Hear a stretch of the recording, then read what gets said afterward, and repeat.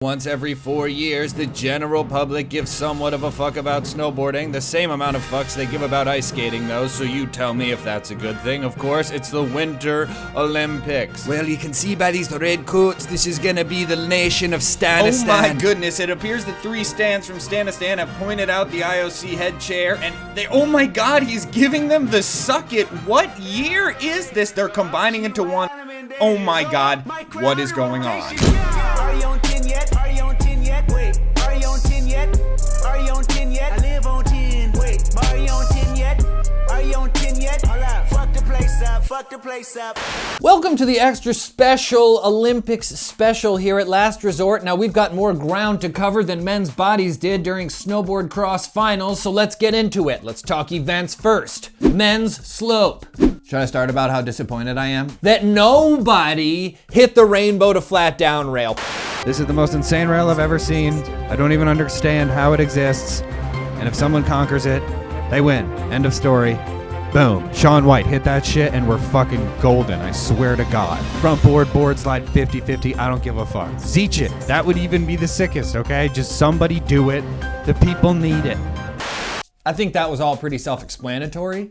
A lot of people pointed out to me that a skier completed it. This is of no interest to me. A skier can fucking hop over the kink, first of all, and he's basically 50-50ing on a 170 centimeter wide board. I don't normally get into skier logistics. I don't plan to start, but they don't deserve as much credit for doing it. Red Gerard, thank you. Is anyone else confused by the NBC web announcer's overuse of the phrase Wu-Tang during this Olympics to not only describe the jump in slopestyle, but also in border cross? Did anyone give them clearance on this? RZA, Jizza, Old Dirty Bastard, Method Man, Inspector Deck, Raekwon, Youhadme, Master Killa, and 2 white dudes from NBC. Oh, knuckles it. That's the Wu-Tang. The Wu-Tang. I think that brings us to women's slope style. I believe we did have someone down at the course during women's slope. Stan? Hello, yes, the women's slope style has just ended, and normally I would practice before coming on for one of these broadcasts, but in the name of a good metaphor, we're gonna just do it live. Should we talk about how unfair it is that the women had like half as much exposure and time on any of those jumps, and then we still have discussions about why the women's events aren't as exciting to watch? I think that women's halfpipe went off without a hitch, and I think Chloe Kim visibly showed herself as the best competitor. She fucking destroyed everyone.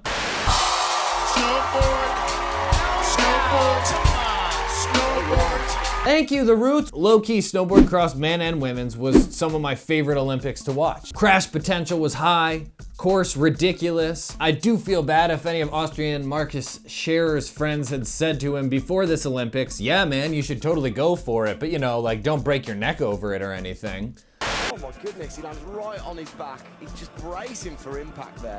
Now when Chris Bradshaw does a nollie, that is G, okay? That is G, right?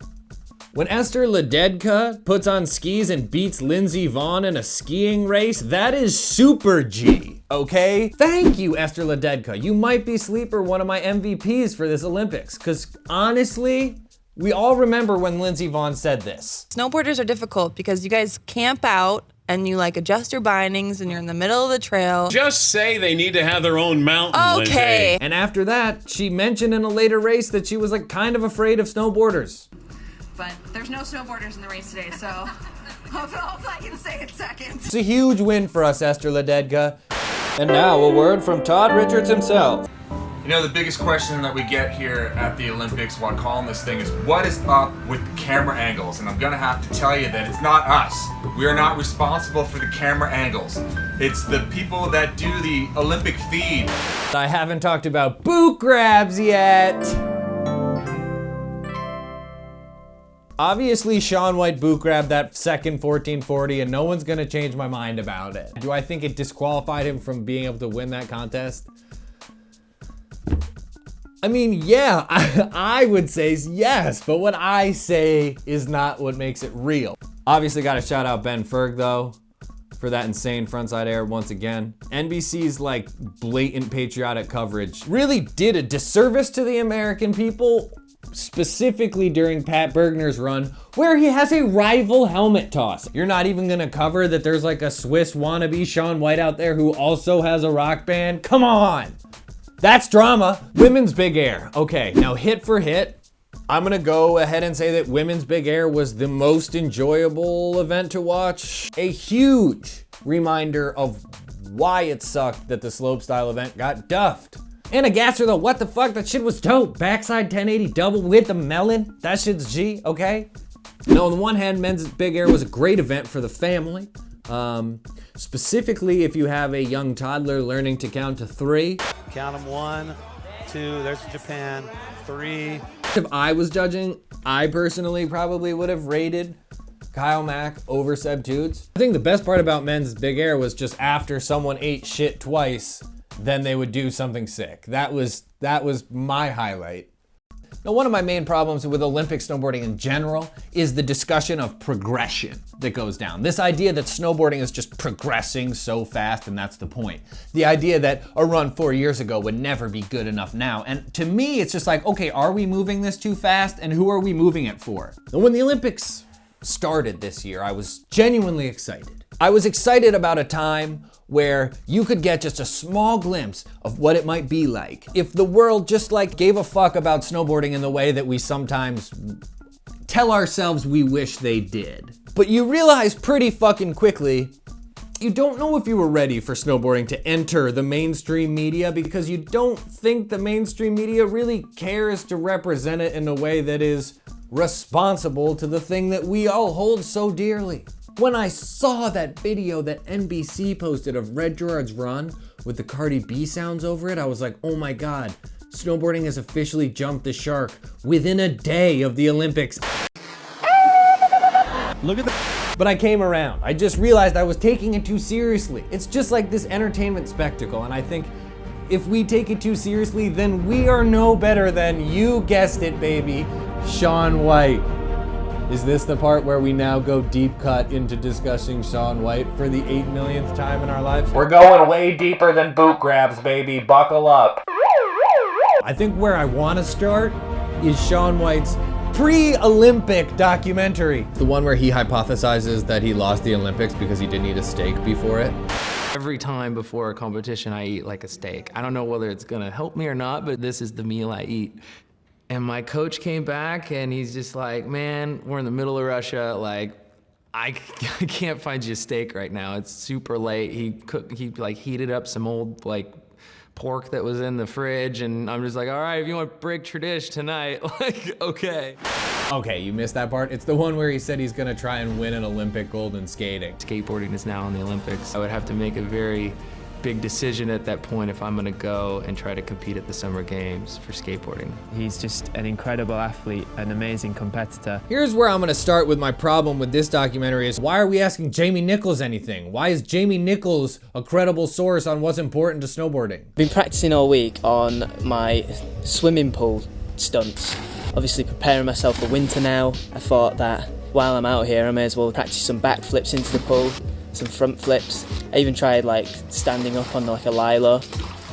Here's the thing, Jamie Nichols, if I wanted to create a YouTube tutorial video about how to train for snowboarding in my swimming pool, you'd be the first person I would contact. Did everyone else turn you down and these are the people that said yes? I feel like that's what happened. That's why I get so tired of this whole rhetoric like, well, Shaun White introduced snowboarding to the American people. I'm like, no, Shaun White introduced Shaun White to the American people. And that's where there's a misstep between everyone else that views the Olympics and people who actually snowboard. We can get excited when a snowboarder that we respect wins a gold medal, but when Shaun White wins one, we're just like, yeah, okay, fine.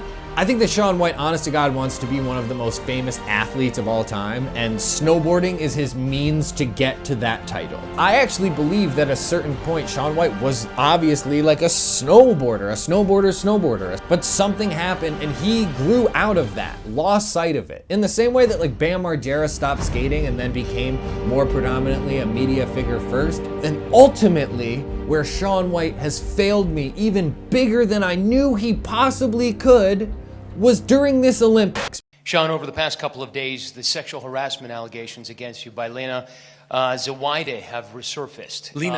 Lena, are you concerned that they are going to tarnish your legacy?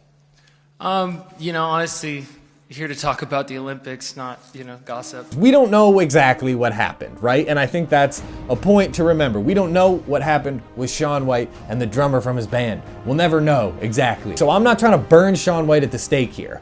Whether or not that Shaun White did it or didn't do it, his ability to talk about the importance of like proper sexual conduct is what would make him one of my favorite athletes. But he fucking dropped the ball in the biggest way by calling it gossip and immediately writing it off and being like, I'm here to talk about snowboarding.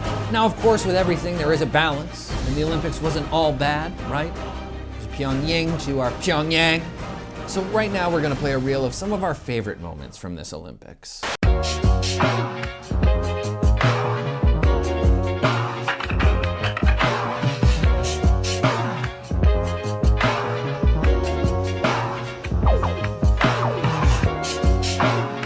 Hey Mark, it's me, Stan. I couldn't help but notice that you don't follow me on Instagram. Oh, are you going for the block? Oh. Was 1260. That was cute. Never in my entire career as a professional snowboarder lived in the mountains. Never. Like the altitude, the cold, any of these things, but I'm I guess considered one of the best. Wow, that was a lot to digest, I bet. We're here at Sugarbush Resorts in mid-February, late February, and sometimes making these episodes I decide that I didn't like the way I did something. I made an intro that I decided ultimately had already been done. I'm gonna show it to you now.